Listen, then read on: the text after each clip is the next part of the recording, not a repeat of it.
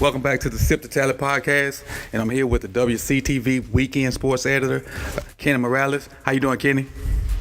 Good. How you doing, man? I'm fine.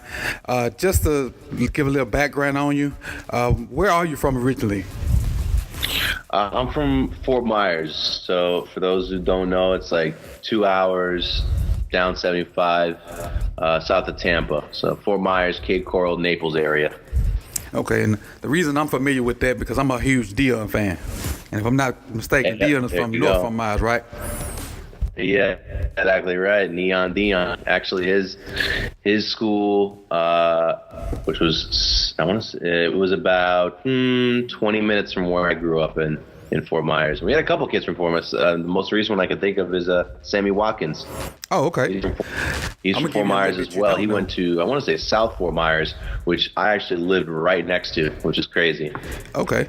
The tight end we have here, Kenny Morales, his dad is from Fort Myers and said he went to school with Dion.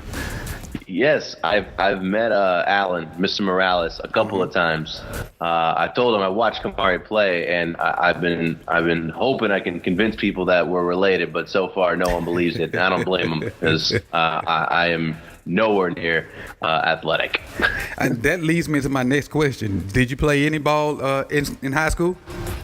No football, but basketball. I grew up playing basketball since I was like 7 or 8, and I played all the way through high school. Played my last 2 years, junior, senior, on varsity, and it was fun, man. We had a pretty good squad. My senior year, we got to go to the Final Four in Lakeland. I think at the time I went to Bishop Moreau, and at the time we were a 3A school. I think they're 4A now or 5A, but we ended up losing to Pinecrest, Lauderdale, and they had a kid named Brandon Knight who is now with the Phoenix Suns. So he beat up on us a little bit, but that was fun. Well, yeah, you went to UCF, correct? I did, yes. What was it like campus life at UCF? Campus life at UCF, man. Because I know it's grown. Yeah, it is grown. It's huge. I mean, it's like another world. I mean, for those that don't know, like UCF's like 65,000 plus students. So when you get there, and the campus itself is massive. I mean, if you were to walk from one end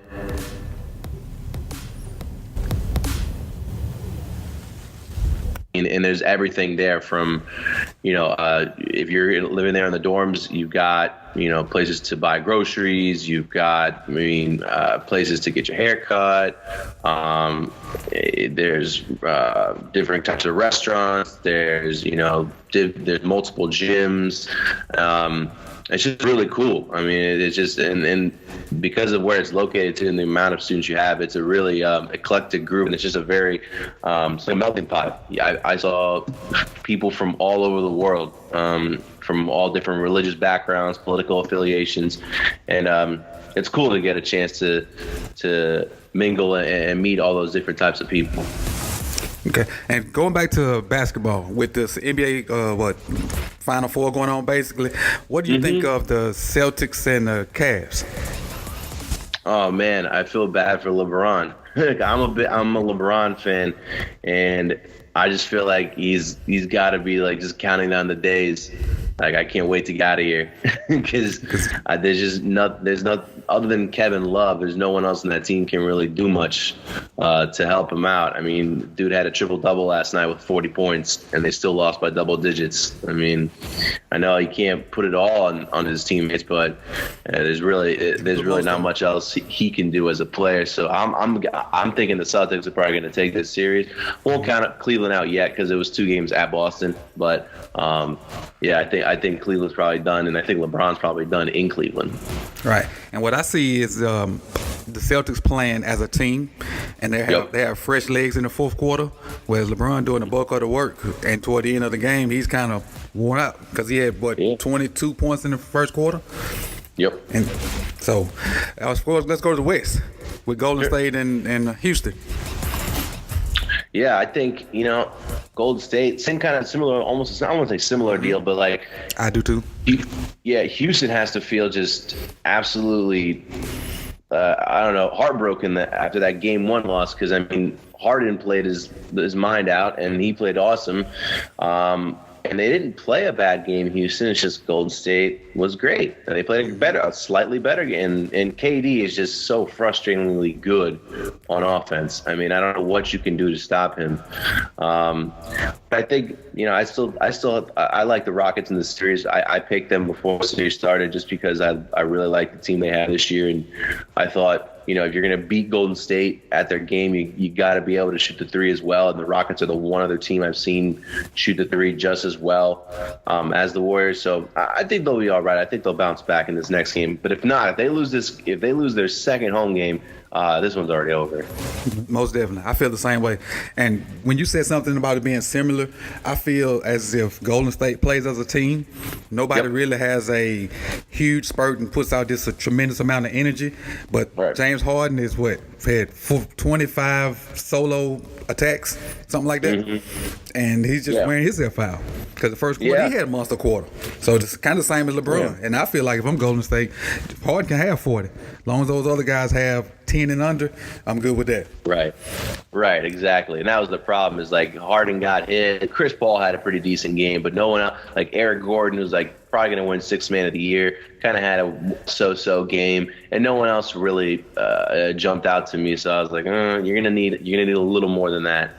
Right. And think about it, Steph had 18, but it was a quiet 18. I only remember making 1 3. Yeah, and that's not great if you're a Rockets fan. But the problem was, I mean, Steph that's all he had to do because Durant was just unstoppable. Right. And I mean, Durant is that good; he could do that every night, just about. So they got to try to. I mean, you could try to double them, but you can't use any of the dudes that are guarding Curry and Thompson. You never can get them to shade away and leave them open. So you're gonna have to try and I don't know. I guess you leave Draymond open or something because this leaving KD 1-on-1 doesn't seem to be working. Draymond's the only option I think you have, and if he makes his shots, I don't think anybody could beat him. Oh yeah, if Draymond starts hitting threes, or like if when they do the death lineup and they put in they start Andre Iguodala. If you got Iggy hitting threes, I mean, there's just nothing you can do. Right. Being a South Florida guy, what was it like to go all the way to Wisconsin? Oh man, it was a big culture shock. Wisconsin, I ended up taking my first job out of college. Graduated December 2013 from UCF. Took my first job February of 2014 in a small town called Wausau, Wisconsin. And for those that don't know where it is, one, I don't blame you because I didn't know it existed until I applied for it. And it's a town hour and a half west of Green Bay. So it's like right in the dead center of the state. And it's so different. One, obviously the weather. I mean, I got there in February. I think I remember leaving Orlando, and it was probably in the 70s. It was still springtime, wintry time. It wasn't like hot, but it was definitely the 70s. And we got to Wisconsin, me and my parents, to help me move. It was like 20 below zero with the wind chill. They were having one of the worst winters of all, like in the past, like several decades. And my parents like looked at me. They're like, "You want to do this?" Like the town was covered in snow, and it was just unbearably cold. And I was like, "Yeah, I gotta do this if I want to be in the industry." And definitely, like, also, I mean, coming from like Orlando, where it was a bigger city and a huge school, like UCF, and Wausau in the area around it, a lot of small towns, a lot of farm towns, a lot of cows, being the dairy state, a lot of cows. That's two things I will say. Wisconsin had good cheese and good beer. They do that really well. But also, I mean, just even like talent-wise, I mean, I covered high school sports a lot. Talent-wise, it's nothing like what we're doing with down here. I mean, down here, National Signing Day, almost every school in our area at least has one D1 player. Right. I mean, it's not that uncommon to see, Lincoln have multiple D1s, Gabi have multiple D1s, Rickard had multiple D1s. In Wisconsin, out of all the high schools I covered, like 40 plus, maybe one kid was a walk-on at the University of Wisconsin. Wow. That was it. Everyone else is D2, D3 talent. I mean, it's just a different ball game up there. But it was a fun experience too, because I got to cover the Green Bay Packers for 1 year, so that was a lot of fun. Going to Lambeau is an experience unlike any other. If you're a huge football fan, I mean, I recommend going to a game, even if it is cold. I mean, those fans are nuts. They are a different breed. They really live and breathe Packer football. Did you get the opportunity to interview Aaron Rodgers while you were there? I did, not personally, not one-on-one, but during like media availability and stuff like that. After I was like our station's like Packers beat reporter, so every Wednesday during the season I drove over there, shot video of practice, and then got media availability with Mike McCarthy, the head coach, and then the locker room was open for about 30 minutes, and Rodgers was always towards the end of the media availability. And the scrum for him, I mean, it was there. Literally every media outlet in Wisconsin's there. I mean, everyone's going there. So everyone tries to talk to Rodgers. So it was a huge group of people. But I got a couple questions in there, once it was my turn, once I finally, waited it out. But I've gotten to interview like guys like Jordy Nelson, Eddie Lacy, Randall Cobb, Clay Matthews, some of those dudes, like, because there's so many players available at once, I've been able to go up to them like personally and do like quick one-on-one questions before more reporters stop by. So that was a really, really neat experience. And Clay is one of my personal favorite linebackers. Not until 2 days ago, because I found out his birthday was the same as mine. So now he's one of my favorite players, and so I'm gonna keep up with Clay a little bit more. And Grunk's birthday is the same day as mine. Hey, there you go. That's so funny. Now, if I can get that type of money, I'll be good. Because Zuckerberg shares it also. There you go, right? How'd you end up at WCTV? How'd that opportunity come by?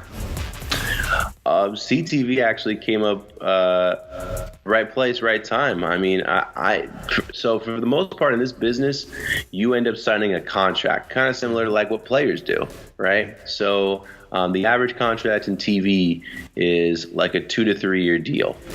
And what was crazy was when I went to Wisconsin, I didn't sign a contract. I was not required to stay there for a 2 to 3 year deal. I could have come and gone whenever I wanted.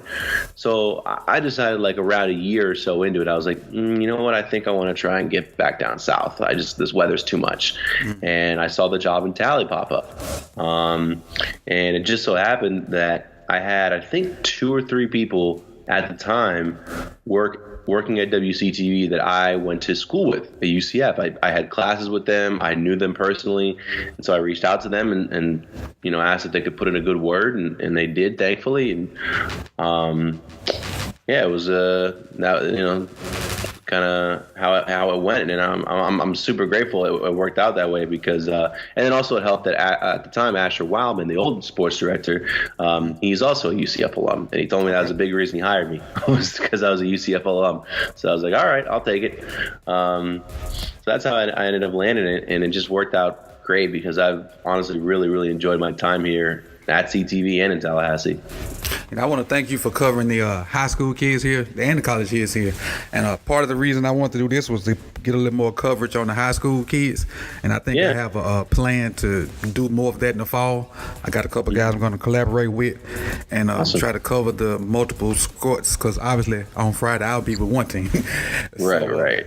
I want to thank you for doing that. Awesome. I appreciate all you guys doing. Being on TV, you have to be extremely confident. Did you always have this confidence, or did the J School put it in you, or where'd it come from? It's come with, to be honest, like I still have moments like when I'm like nervous. I still get butterflies here and there. But definitely not in the beginning. In the beginning, I was scared, like deer in the headlights scared. And I remember my parents seeing like my first time ever on camera and being like, you sure this is for you? Because I did not look comfortable and I looked so painfully awkward. No, honestly, it's like a sport, man. It comes with you get more comfortable with it the more repetitions you get, and so I legitimately, like, when I was in Wisconsin, when I wasn't on air, I was practicing in the mirror, like recording myself with a phone or my computer and just trying to come off more comfortable. That's the name of the game. I mean, you can have all the information in the world. You can be the most knowledgeable dude for any sport. but if you come off as like you look awkward or you look uncomfortable, people probably aren't going to want to tune in, you know? Right. So that's something that I've been working on. It's something that's definitely gotten easier as time has progressed. Like I'd say like right now, I've never felt more confident. I feel really comfortable when I go on. I have a lot of fun when I go on. So it's definitely been a growing process. Yeah, I have a friend of mine that suggested I go to video my podcast. I'm just not comfortable with video yet, but I do want to head in that direction. And I know that confidence comes with repetition, because I feel like every podcast I've done so far, I've gotten better. And I understand you completely on that. Yeah, man, it's just exactly right. I mean, it takes you just kind of gotta, what does it say? You got to crawl before you walk. Right. You know, you gotta get used to it first, and then once you do, it just becomes natural. And I've heard your other podcasts as well. You really do a really good job, man. I appreciate it. Since you've been at Tally, what are some of the most memorable sporting events you've covered? Oh man, that's funny. I was actually doing that for Ryan Kelly, who does our WCTV sports podcast. He had me go through a couple of them the other day. Just to name a few at the top of my head, I would say, like, most recently when I got to go to Los Angeles for the Elite Eight run for FSU men's basketball, that was pretty cool.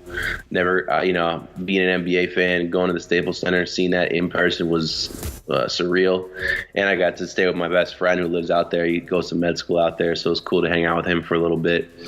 Going to Omaha for the College World Series, covering Florida State there. That was something. I'm not even a really big college baseball fan, but to go out there and see the park and see 20,000 fans come out for a college baseball game was pretty neat. I would say the rivalry games between FSU Miami. I covered the Block at the Rock down in Miami, and then obviously last year with Miami snapping the losing streak to FSU at Doak, and the classic, my very first classic, FAMU Bethune. I thought that was so much fun. I love that. It was a lot of fun to go cover that game. Now, I haven't been to the classic yet. My wife's an alumni of FAMU, but we have classics back home, which is Alcorn, Jackson State, or Southern Grambling, and those games are bananas. The environment around the game, halftime, the concerts after the game, tailgating, everything is crazy. So I'm sure the Bethune FAMU is similar to that. You gotta go. Yeah, I mean, it's just an absolute party. I mean, it's so much fun. I mean, I went for work and I didn't feel like it. I just felt like I was having a blast. I would say pretty much any high school state championship I covered here. So, I mean, I've covered everyone from football. I think I got to cover Madison County winning a state title, basketball, FAMU DRS girls, West Gadsden boys, back when it was two separate Gadstons. A lot of baseball, a lot of softball. And then also, my favorite story that I ever covered was Cam Brown, who was the Florida High alum, football player, wrestler, was going to go play football at Western Carolina, that was diagnosed with bone cancer and unfortunately passed away last November. But he was my favorite story I ever covered, just because he was the best person I've ever met. For those who never met him, he's the biggest smile you could ever see on a kid's face, and he was just incredibly sweet and friendly, and despite having cancer and going through chemotherapy and all that stuff, dude never stopped going to the gym. Dude never stopped smiling. He was incredibly uplifting, and I'm always grateful I got the chance to meet him. Everybody I've talked to says nothing but exceptional things about that kid, and I want to shout out his parents. Apparently, they raised a great young man that touched a lot of lives. Yeah, Mr. and Mrs. Brown, big thank you to them as well. I see them every so often. They're big FSU women's basketball fans, so I used to see Mr. Brown quite a bit at those games when I would cover them. And anytime I did, I always got a big hug from him and his wife. I can't say thank you enough for them letting me in their home and introducing me to their amazing son. Okay, let's talk about your UFC National Championship nights. Let's do it. Why not? What about that season? Did you get a 10 in the games? Yes, I got to go to the Peach Bowl. I convinced. I think I worked that New Year's. It was New Year's Day, but I worked New Year's Eve. I legitimately got off work at 11:30, and I went to bed like right after New Year's, like 12:30, 1 o'clock, and woke up at like 5 and drove up to Atlanta to meet up with my friends to tailgate and watch the game, UCF versus Alabama. Or I'm sorry, Auburn in the Peach Bowl. Auburn. Mm-hmm. Now I started following them once they were undefeated and South Florida was undefeated, and I knew they had that matchup toward the end of the year. And plus, I like tempo offense, so there was another great, just television for me to watch. But what really started standing out to me was Griffin. And so I was like most of America. He just dominated because of the conference they play in. And I was really excited to see what he could do against Auburn. So obviously he showed out against South Florida. And the show he put on versus Auburn kind of made me slap myself like for doubting this kid, period. He is an awesome football player, period. No, exactly right. That was the first thing that I noticed when I watched it live was his sideline to sideline speed, like his closeout speed to get to the quarterback. I was like, yo, that doesn't even look real. I mean, the size he is, how fast he was going. I mean, I could not believe how quick he could get back there. I was really impressed. And just his ability to, even just despite having one hand, the dude can tackle no problem. I mean, that is not an issue for him. He wraps up dudes easily. And you love that he has that ability, he has the talent, but you love the dog he has in him. Everybody likes that. Everybody wants that on their team. And if you can have that dog in you with that talent, I have no doubt he will be successful in the NFL. Right. I have one of my former players from Columbus, Mississippi that signed with UCF. Plays tight end. This season coming up will be his first year down there. He came in January. His name is Christopher Deloach. He played a little H-back and defensive end for us. Played tight end at JUCO at East Central, Mississippi. College. And so this is his first year down there. He did spring ball with him. I didn't get a chance to see that spring game, so I don't know how he went. But that's a name I think you should look out for because he got that dog in him also. Nice. I'm excited, man. Yeah, I'm curious to see how my Knights respond to this undefeated season because I do not claim. Let me get that out first and foremost. I have a national championship shirt just because it's cool and I like it. But I do not believe that UCF is the national champion for anyone out there. I like the PR stunt. I think it's great, a great way to get the brand out there. Athletic Director Danny White has done a phenomenal job so far as hiring coaches and then doing this stunt.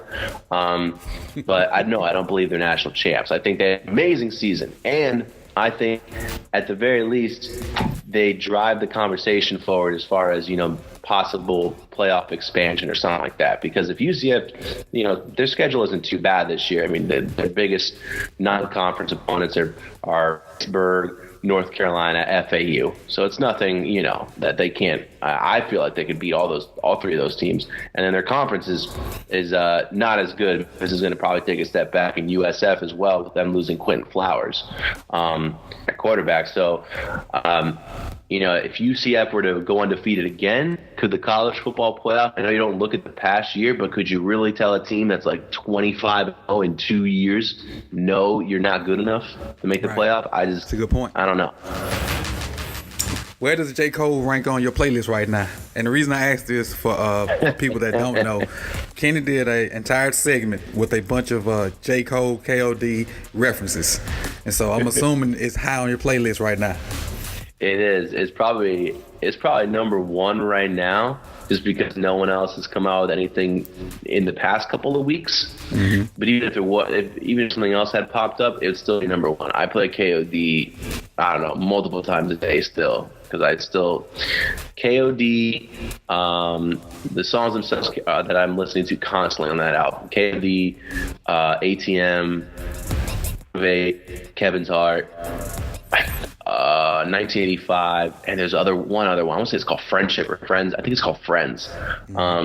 Is the other one I'm just bumping constantly. I love J. Cole. I've been a J. Cole fan since when he first kind of by Jay-Z, like back in the day. And I love Friday Night Lights. Yes, Friday Lights. I mean, his old stuff like Own Simba and all that good stuff. Who Dat back? I mean, that was years ago. It feels like now. All that stuff. I was a big fan of that, and I like this KOD album. It's a little different. I felt like the direction he went with it, but I thought it was cool.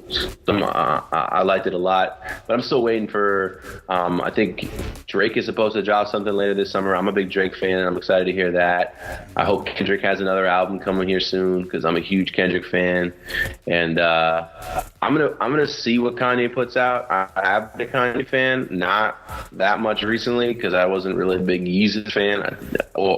Pablo was all right, but I'm gonna try it. I'm gonna see what he has. Yeah, old Kanye, College Dropout, Late Registration, 808 Heartbreaks. A lot of people don't like that, but that's one of my favorites. A few songs on Pablo. Yep. Blood on the Leaves on, I forget the name of that album. Yep. I liked. That's on I think that's Yeezus. Yeah. Okay. Yeezus, I think maybe 1-2 songs. Yeezus had a couple songs. They were okay. J. Cole. Life of Pablo had a few more. He did. He kind of went back to old Kanye on Life of Pablo on 5 or 6 songs and kind of restored my faith in him. But that faith is gone again. It quickly disappeared with all his just completely out of left field comments the past couple of weeks. I'm like, yo, I don't know. I guess Kanye's in the sunken place. I don't know what's going on. I need old Kanye to come back, please. I told some kids that Kanye's trying to follow the example of 6ix9ine being this troll, and then when his music goes, people go stream it and buy it just to see who he gonna troll next instead of just having good music. Yeah, to be honest, I think you're right there, which I'm not a fan of because I don't really listen. I mean, I can listen to some of that new stuff. It's okay. It gets you hype. I guess it depends on what you like, but it's not anything I listen to lyrically. And I tried twice to listen to it. I told him, "Here you go, try Playboy Cardi again." I listened to it. I just couldn't do it. I couldn't do it. No, see, I can do Playboy Cardi. Playboy Cardi, no. I can do. I tried. Who's not? I can do Lil Pump. I know he's very repetitive, but like in his songs are so short that it doesn't bug me too much. Like if it was like a 4-minute song at the same time, like okay, I can do that. But all his songs are like a minute and a half, 2 minutes. So I'm like, okay, that's doable. I can listen to it to get hype, but that's about it. And I not listen to any of these songs for any lyrical substance. That's why I like that 1985 song by J. Cole, because he hits it right on the head. I mean, these guys. I think that's my favorite on the CD. Yeah, I mean, he's exactly right. They do all these silly stunts and shenanigans or whatever, and they think their music is awesome. It's like, yeah, but just wait. Like, once these kids get older, you will not matter. You're going to go from hot to cold like that, and it's going to be so fast. You're going to be wondering, like, yo, where'd all my money go? Because you blew it on dumb stuff. Right. And the thing that kind of resonates with me is I'm 41, and some of the same music I listened to in high school, I still could turn on today and enjoy it. Some Tupac, some Drake, some Snoop, some Nas. I can still turn on today, and it has relevance, and it's not a gimmick or some kind of fad. It was good music. Yeah, no, exactly right. And I think even like that, I think, I was born in 90. I'm 27. And I think I still got, there's still, those for me. I mean, those are artists, Biggie and Tupac are two of my favorites growing up. And I mean, I didn't really even get into them until I was about 10 or older. But there's still guys like that I think that's what J. Cole and Kendrick are going to be like once we're older. We're like, this is what we would listen to when we were younger. This is what our music was, and we can flip it on 20 years later and still enjoy it. It takes us back, and it paints a story that we at the time hear about. Exactly. Well, it's getting that time for me to get out of here. I want to wish you well in Orlando, and let everybody know how they can get in touch with you on social media and follow you once you make that move.